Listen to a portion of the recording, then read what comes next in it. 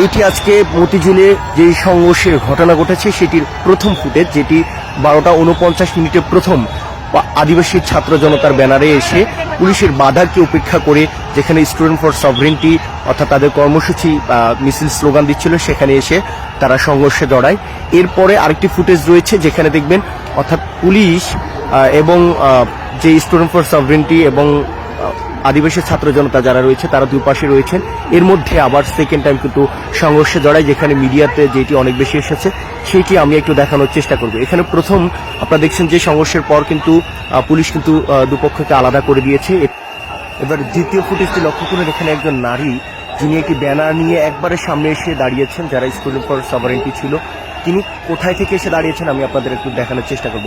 অর্থাৎ মাঝখানে পুলিশ, মাঝখানে লম্বা একটা স্পেস জায়গা, ওই পাশে অর্থাৎ পাহাড়ি আদিবাসী যারা তারা আন্দোলন করছেন এই পাশে এসে তিনি ঘুরে একবারে যারা আন্দোলন করছেন পুলিশের সামনে, পুলিশ যাদেরকে ব্যারিকেড দিয়ে রেখেছে তাদের সামনে এসে কিন্তু তিনি ব্যানারটি ধরেছেন। আর এখান থেকে দ্বিতীয়বার সংঘর্ষের সূত্রপাত ঘটে।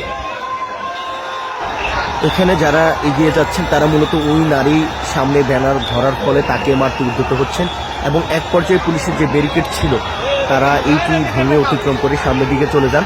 এইটি হচ্ছে দ্বিতীয় ধাপের সেই ফুটেজ যেখানে মূলত পুনরায় সংঘর্ষের ঘটনা ঘটে এবং যেখানে সবচেয়ে বেশি রক্তাক্ত হন হচ্ছে যারা উপজাতি পাহাড় থেকে এসেছেন, আদিবাসী ব্যানারে যারা এসেছিলেন ছাত্র জনতা, তারাই এখানে সবচেয়ে বেশি মারধরের শিকার হন।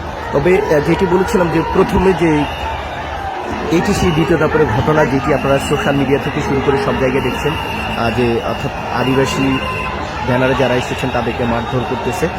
এর মধ্যে কয়েকজন আহত হয়েছে।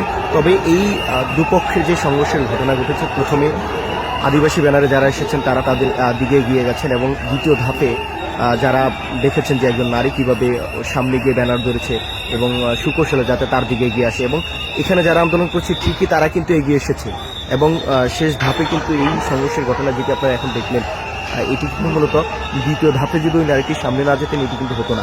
তো এই পুরো ঘটনা কিন্তু আমার চোখের দেখা, আমি দীর্ঘ সময় লাইভে ছিলাম এবং শেষের ঘটনাটি হয়তো ভালোভাবে দেখাতে পারিনি ওই নারীকে, কারণ হচ্ছে তাকে যখন ধাওয়া দিচ্ছে তখন আমি লাইভ থেকে কেটে মূলত ভিডিওতে আসছি, তখন এই শেষের ফুটেজটা মূলত ভিডিওতে নেওয়া। শেষে যে আহত হয়েছেন মারধর করছে সেই ভিডিওটা সবাই নিশ্চয়ই বিভিন্ন জায়গায় দেখেছেন, কিন্তু এর আগে যখন অর্থাৎ তাদের উপর যখন পাহাড়ি ছাত্র ব্যানারে যখন এগিয়ে যাওয়া হয় তখন কিন্তু অনেকে কিন্তু সেই ভিডিও কিন্তু দেখেনি, কারণ তখন মিডিয়া কিন্তু কম ছিল এবং এর আগে অর্থাৎ যে সুকৌশলে এগিয়ে গিয়ে বেশ কয়েকবার তারা যে উস্কানি দিয়েছে সেটি কিন্তু অনেকে দেখেননি। তো এটি ছিল মূলত আজকের চিত্র, যেটি পরের অংশ অনেকে দেখেছেন, আগের অংশটি অনেকে দেখেননি। আমি নিরপেক্ষ হিসেবে আমার মনে হয়েছে যে এই ঘটনাটি আসলে সবার কাছে তুলে ধরা দরকার, কেননা আসলে শুরু থেকে কি হয়েছিল এটি অনেকেই জানেন না, তখন অনেক মিডিয়াই কিন্তু ছিল না।